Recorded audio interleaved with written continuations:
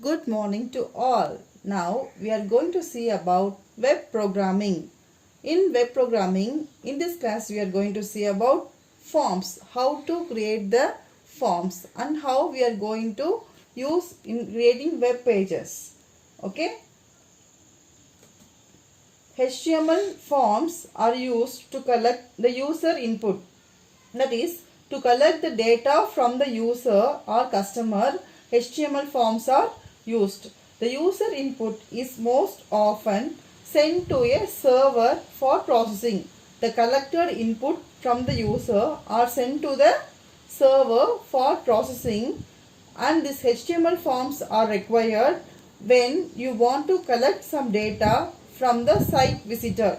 Those who are seeing the site, they can fill the form and the data are sent to the server. For example, during user registration, you would like to collect information such as name, email address, credit card, etc. This HTML forms is used with the help of form tag. Okay, form tag is used to create HTML form, and it has the following syntax. Form, inside the tag we have to give form, action is equal to script URL, and then the method. The method either you can use get or post method, and then we have to close that form. And then the form element like input text area, it is a place where what text we need to type, and then we have to close the form tag. This is the syntax. That is, inside the form we have to give action and method. After that we have to give the things what we need to display on the form, and then we have to close the form tag. Example, we can see we know the structure of the HTML program. First we have to give the HTML tag, and then we have to give the, if we need, we can give the heading section, or we can come directly to the body section of the tag, and then we can, here we are giving HTML form as the heading with the size H2. And then form, inside the form we have already seen the format. It consists of action and method. Here we are giving only the action, and then the label for form, that is the label for the form is the F name. F name stands for first name. Similarly, text ID is used for giving the text type, input type, and then for the last name we are giving L name, and then again we are giving the break, and finally we are closing the form with the submit button. So when submit button is clicked, then the page is open, and the data, the user input are collected and sent to the server. Once the submit button is clicked, then the informations are sent to the server. So next one is input element. Input element in HTML is the most used form element. Okay, the most important form element is the input element.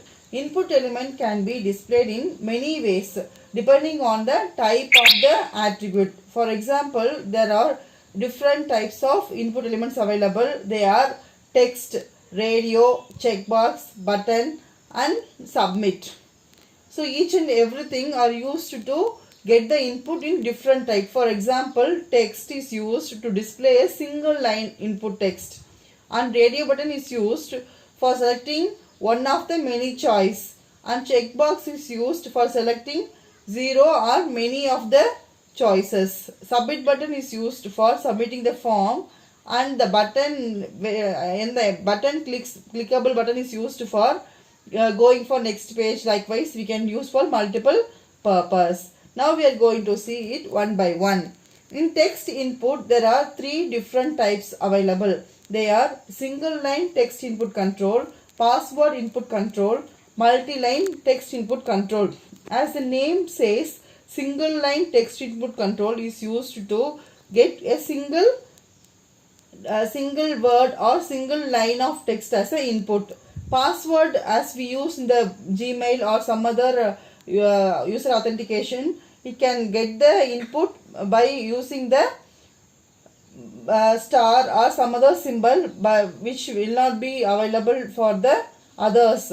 Multi-line text input control is used to get the text input in a sentence or two or more sentences. We can use multiple line for getting the input. Single line text input, now we are going to see about. It is used to get a single line of user input such as search box or names, and they are created using HTML input tag. So input type is equal to text if we have to give. Then it consists of 20 characters. The example and the format is also given. The label we have to, inside the form we have to give the label, and then input type is equal to text. Number means we have to give number, text means we have to give text. First name, last name are given as the input. Attributes and description. There are 5 different attributes: type, name, value, size and max length. Type is used to indicate the type of the input control, and for text input control it will be set to text. Name. Name is used to give a name to the control which is sent to the server to be recognized and get the value. Value. This can be used to provide an initial value inside the control. Size. Size allows to specify the width of the text input control in terms of characters. Max length. Max length allow to specify the maximum number of characters a user can enter into the text box. Next we are going to see about password input control. For giving password input control, we have to give password as the word. Okay. So there is a single, it is also similar to single line text input control, but it masks the character as soon as user enter it. When we enter it, it just masks it and give some other symbols. So here we use inside the form we have to give input type is equal to text, and name is equal to user ID, and password is equal to, we have to give password. Instead of text we have to give input type is equal to password. So it will automatically recognize it as a password and mask the text whatever we type. For the attribute is similar to the type, name, value, size and maximum length. Type indicate that it is a password type we are going to give. Name indicate the what name we are going to give for that particular control. Value is the initial value which we give inside. Size is the width of the text input control in terms of characters. Max length allows to specify maximum number of characters a user can enter into the text box. Multiple line text input control. This is used when the user is required to give details that may be longer than single sentence. When it is more than one sentence, then we call it as multi-line. And to get the multiple line input, we have to give the input column, we have to give text areas. Okay, the text area should be of row. We have to give in terms of rows and column for entering the forms. How many rows we need, how many columns we need. Likewise, we have to give in the text area, rows and columns we have to give. Next, we are going to see about the attributes used here. Name, rows and column.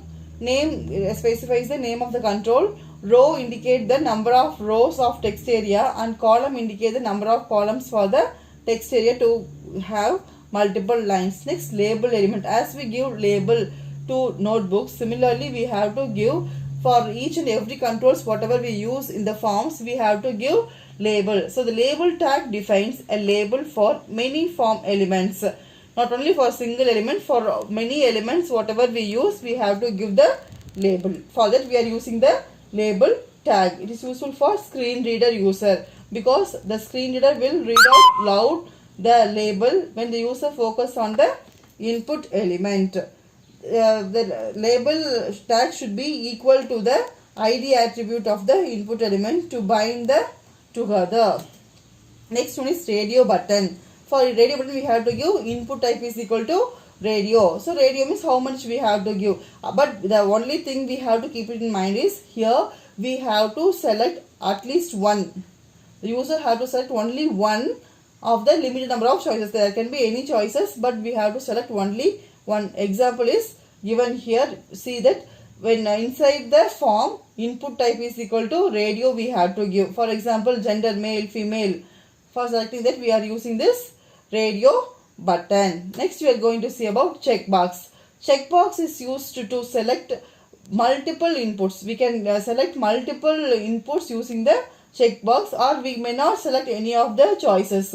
For that we are using the checkbox. We have to give input type is equal to checkbox, and then we have to give other variables. Next one is submit button. The input type we are giving input type is equal to submit, which tells the form to that the form is going to be submitted. The form handler is typically a file on the server with a script for processing input data. The form handler is specified in the form action attribute. Example is given here. You see, form, we are giving action, and the final thing is we are giving that input type is equal to submit, then value is equal to submit.